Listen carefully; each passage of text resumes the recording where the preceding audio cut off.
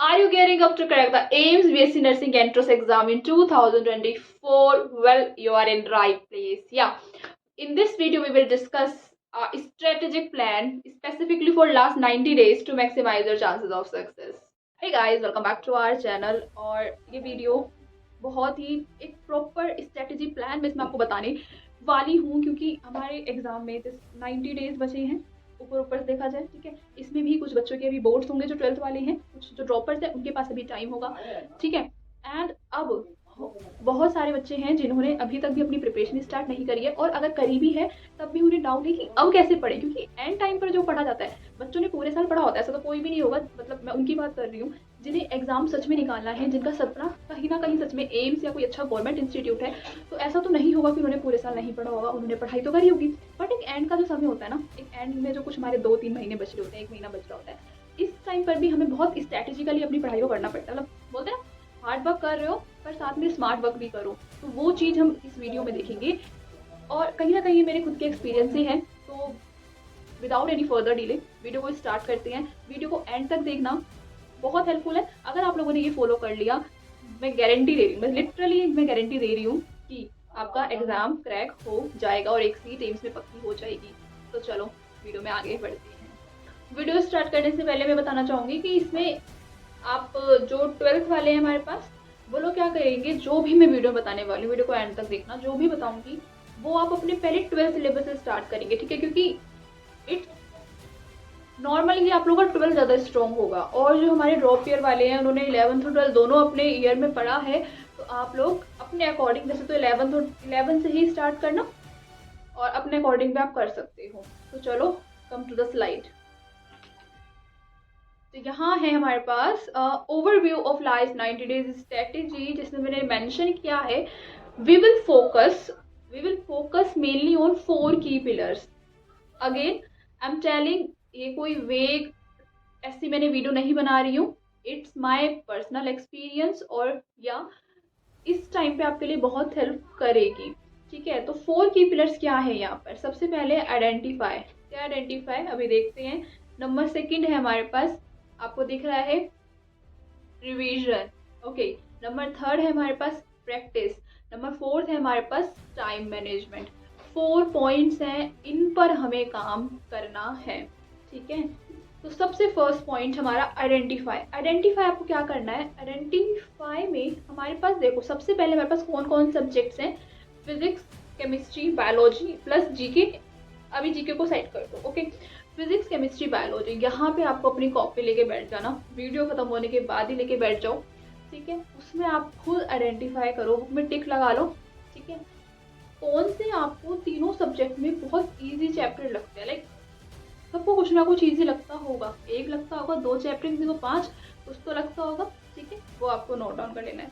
एक होगा कि बहुत हार्ड चैप्टर है, भाई ये तो मुझसे ना हिलते भी नहीं है, मैं क्वेश्चन करने बैठती हूँ, तो वो हार्ड चैप्टर्स आप उन्हें लिख लेंगे। और कुछ चैप्टर्स आप कैसे बच जाएंगे, जो मॉडरेट से चैप्टर्स होंगे। ओके, होगा ऐसा चैप्टर कोई ना कोई, तो या आपने लिख लिया, आपने आइडेंटिफाई करा, ठीक है मेरा ये वाला पार्ट स्ट्रॉन्ग है, इस वाले पार्ट में मुझे बहुत ज़्यादा दिक्कत है, ये वाला ठीक है इसमें मैं स्कोर कर भी सकती हूँ और नहीं भी कर सकती। ओके, ये आपने आइडेंटिफाई कर लिया। प्लस हाँ ठीक है, अभी इतना करते हैं, ये आपने आइडेंटिफाई करा। नेक्स्ट, अब नेक्स्ट देखते हैं रिवीजन। ठीक है, आइडेंटिफाई वाला भी आप उतना ही रखो कि आपको क्या इजी है, आपके लिए मॉडरेट है, क्या टफ है। अब आ जाओ रिवीजन पे।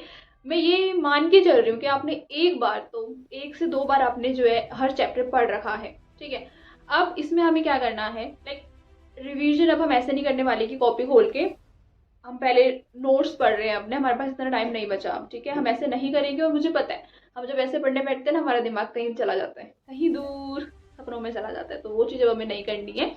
यहाँ रिवीजन अब हमें कैसे करनी है, आई होप सबके पास एक MCQ की तो अच्छी बुक होगी। सबसे बेस्ट हमारे पास आ जाती है MTG की बुक्स आ जाएंगी, और MTG फिंगर टिप्स, नहीं तो आप एयरलेस की भी आती है, आपको लिंक डिस्क्रिप्शन में मिल जाएगा, जिसके पास अभी तक नहीं है वो ले सकता है। और जिनके पास है वेल एंड गुड है, कुछ एक्स्ट्रा फालतू में लेने की जरूरत नहीं है, जो बुक है पहले आप उससे अच्छे से कंप्लीट करेंगे। ठीक है, तो अब यहाँ रिवीजन कैसे करनी है, अपने नोट्स वाली कॉपी है उसे लेके बैठो, नोट्स वाली कॉपी लेके बैठी, अपनी जो बुक है आपकी MCQ वाली उसे लेकर बैठो। ठीक है, एक बुक होगी या एक कॉपी होगी आपका रजिस्टर होगा आपका, जिसमें आप प्रैक्टिस करेंगे। And but are you going to do like एक स्लाइड पे देखो एक चार्ट दिख रहा है आपको, क्वेश्चन, ठीक है, सोल्व करा, सोल्व करने के बाद या तो वो सही होगा या तो वो रॉन्ग होगा। रॉन्ग होगा उसका आप सॉल्यूशन देखोगे, सॉल्यूशन देखोगे उसका कंसेप्ट पढ़ोगे, कंसेप्ट और वहीं पर आप उसका टॉपिक पढ़ लोगे। समझ आया? ये जो चार्ट है बहुत इंपॉर्टेंट है, इसी पे आपका पूरा 3 महीना टिका है। अब करना क्या है, आपने जिस कॉपी में आप प्रैक्टिस करोगे, आप डायरेक्ट आप एक रोज चैप्टर उठाओगे, चैप्टर उठाया, क्वेश्चन करो, क्वेश्चन करा, नहीं हुआ सॉल्यूशन देखो, ठीक है, उसी टाइम पे आप सॉल्यूशन देखो एंड तभी आप वो टॉपिक पढ़ लो। ऐसा तो नहीं होगा कि आपको कोई सारे ही टॉपिक नहीं आ रहे होंगे या सब में ही बहुत टाइम लगेगा, कुछ ना कुछ आपको आता भी होगा, कुछ ना कुछ टॉपिक आपका बहुत वीक होगा तो आप उसी टाइम उसे पढ़ लेंगे। तो इस स्ट्रेटेजी में हो क्या रहा है, सिर्फ हम कॉपी के नोट्स नहीं पढ़ रहे हैं, हम इसमें अपने नोट्स को रिवाइज करने के साथ साथ आपके जो क्वेश्चन है वो प्रैक्टिस कर रहे हैं। तो ये डबल स्ट्रेटेजी होती है, जिसका जो एक अच्छी स्ट्रेटेजी साबित होती है जो सही से फॉलो करता है। समझ पा रहे हो ना मेरी बात कि मैं क्या कहने की कोशिश कर रही हूँ? आपको डबल स्ट्रेटेजी फॉलो करनी है, जिसमें आप नोट्स को रिवाइज करने के साथ साथ क्वेश्चन प्रैक्टिस करेंगे। अब मैं धीरे धीरे बता रही हूँ हर चीज, ठीक है। इसमें ये नहीं है कि आप पहली बार एक दिन ऐसे करोगे, आपको एक चैप्टर को 2 दिन देना पड़ेगा। अब लाइक देखो ऐसा है, हमारे पास कुछ चैप्टर जैसे इजी है, अब आपको पता है वो इजी है तो आप उसको एक दिन में निपटा दो, क्या पता उसमें आपको ज़्यादा रिवाइज करने की जरूरत ना पड़े, आपको वो आता हो, है ना, तो वो एक दिन में निपटा दिया। लाइक कुछ टफ है तो उसे आपने 2 या 3 दिन दे दिए। तो ओवरऑल मेरी प्लानिंग के अकॉर्डिंग लाइक हमारे पास जो बायोलॉजी में 32 चैप्टर्स हैं, ठीक है, 2 दिन अगर हमने हर चैप्टर को दिया कितने हो जाएंगे, 64। केमिस्ट्री में 19 चैप्टर्स हैं, 2 दिन हमने हर उसको दिया, कितने हो जाएंगे 38। फिजिक्स में हमारे 28 चैप्टर्स हैं, 2 दिन हमने सबको दिया, कितने हो जाएंगे 56। ओवरऑल किसी दिन हमने किस सब्जेक्ट को ज़्यादा पढ़ा, कोई चैप्टर हमने कम पढ़ा, किस चैप्टर को ज़्यादा टाइम दिया। ओवरऑल स्क्रीन पे देखो मैक्सिमम डेज हमारे बायो में लग रहे हैं, जबकि हम बायो मोस्टली सबकी स्ट्रॉन्ग होती है, मोस्टली क्योंकि उसमें हमें लर्न करना है, ठीक है, हम उसे दिन में कम टाइम भी दे सकते हैं और इवन ज़्यादा कर सकते हैं उसमें। तो मोटा मोटा हमें 60 डेज चाहिए, 60 डेज चाहिए एक दिन एक चैप्टर के देखकर, नोट्स और अपने बुक को देखकर प्रैक्टिस करने के लिए, और नेक्स्ट डे उसे नो चीटिंग खुद प्रैक्टिस करने के लिए, ठीक है। तो 3 महीने में से 2 महीने हमें ये काम करना है। समझ आई? ये रिवीजन वाली जो स्लाइड है, this is very important, very important. और हाँ, पहले आपने ये करा, फिर नेक्स्ट डे जब आप उसे प्रैक्टिस करोगे ना, या फिर आप एक दिन का गैप भी रख सकते हो फॉर इंक्रीजिंग योर याद करने की एबिलिटी, ठीक है, मेमोरी। सो जब नेक्स्ट डे करोगे उस टाइम पे आप अपने नोट्स मत खोलना, उस टाइम पे आप अपने कोई भी ऐसे मत करना, सॉल्यूशन भी मत देखना, आप फिर खुद प्रैक्टिस कर लेना, ठीक है। ये वाली स्ट्रेटेजी आपको इस तरह से हेल्प करेगी। ज़्यादा से ज़्यादा आप कितने क्वेश्चन करोगे, लाइक मेरे अकॉर्डिंग बच्चे तो 16-16 घंटे ही पढ़ते हैं पर डे, बट मिनिमम आप लोग से ज़्यादा नहीं पढ़ा जा रहा तो 9 से 10 घंटे तो पढ़ सकते हो, 9 से 10 घंटे, 3 घंटा, या बायो को आप थोड़ा कम भी दे रहे हो, फिजिक्स और केमिस्ट्री को ज़्यादा दे रहे हो तो 3 घंटा पर सब्जेक्ट आ जाएगा। और 3 घंटे में हम इसके अकॉर्डिंग, मैं बहुत मिनिमल लेके चल रही हूँ हर चीज़, आप लोग उससे ज़्यादा कर सकते हैं, मिनिमल में लेके चलूँगी तो आप 3 घंटे में 50 से 60 question with each concept and topic को आप रिवाइज कर सकते हैं, ठीक है। जो करना चाहता है ना वो कर सकते हैं। तो ये है, इस तरीके से आप लोगों को पढ़ना है। अब रुको, अब हमारे पास तो 90 डेज में से अभी 1 मंथ बच रहा है, उसमें क्या करना है उसका भी अभी आपको बताऊंगी आगे बढ़ते हैं, ठीक है।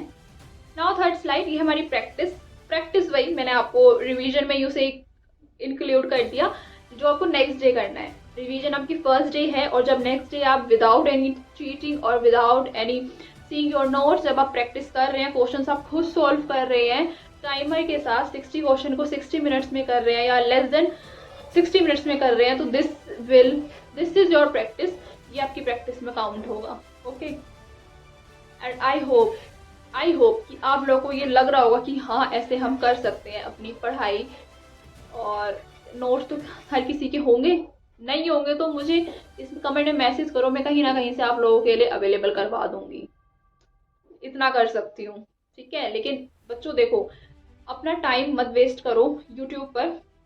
मुझे पता है आप हर कोई भी चैनल में वीडियो बना रहे हैं ना, चाहे वो बड़े से बड़े क्रिएटर हैं या स्मॉल जो न्यू न्यू स्टार्ट कर रहे हैं, आप सब पे यही बोलते रहते हैं कोई इंपॉर्टेंट क्वेश्चन दे दो, इंपॉर्टेंट क्वेश्चन करा दो, ये करा दो। फिर आपको लगता है कि कोई इंपॉर्टेंट क्वेश्चन कोई हमें 10-15 क्वेश्चन करा रहा है ना, तो हमारे लिए बहुत इंपॉर्टेंट है और हमारे लिए वो एग्जाम में आएगा। बट बच्चों ऐसा नहीं होता कि वो आपके एग्जाम में आएगा। आप बस यही करते रहते हैं कि कोई ये करा दे, ये करा दे, बट नो, हर चीज़ पे बिलीव मत क्या करो। आपको यूट्यूब पे देखना है, आप इन्फॉर्मेटिव वीडियोस देखो जहाँ से आपको आपको जितनी इन्फॉर्मेशन चाहिए। आप एक इन्फॉर्मेशन के ऊपर 10 वीडियोस देखते हो, ठीक है, एक देख लो, 2 देख लो, हो सकता है आपको किसी और उसमें कुछ और मिल रहा हो, जो भी आपका फेवरेट है, जो भी आपको लगता है कि हाँ ये सही बताता है वहाँ देखो। लेकिन please don't waste your time on YouTube और any other social media please, ठीक है। एंड वन मोर थिंग कि ये मत सोचा करो क्वेश्चन जहाँ से मिले हम वो कर लें। कभी भी ऐसे क्वेश्चन मत करना जिसका कोई वो ना हो कि कहाँ से है। बिल्कुल ऑथेंटिक क्वेश्चन करा करो, बिल्कुल, ठीक है, जहाँ से आपके पास आंसर भी हो और आप लोगों को पता हो हाँ कि हम यहाँ से करेंगे, हमारे पास आंसर है और yes this questions are right from right place. Okay, now move to the next video, time management. अब टाइम मैनेजमेंट को मैंने 2 कैटेगरी में बांटा है, एक तो डेली बेसिस पे और एक for exam day. Daily basis का टाइम मैनेजमेंट क्या है, हमारा डेली बेसिस है कि मिनिमम 9 आवर्स। मैंने हर चीज़ आपको मिनिमल लेके चला है और मिनिमल जो मैं बता रही हूँ इसके अकॉर्डिंग में आपने अगर पढ़ाई करी तब भी आप अच्छा स्कोर कर सकते हैं। लाइक तब भी मुझे लगता है कि 55 to 60 के अप्रॉक्स आपका स्कोर हो सकता है।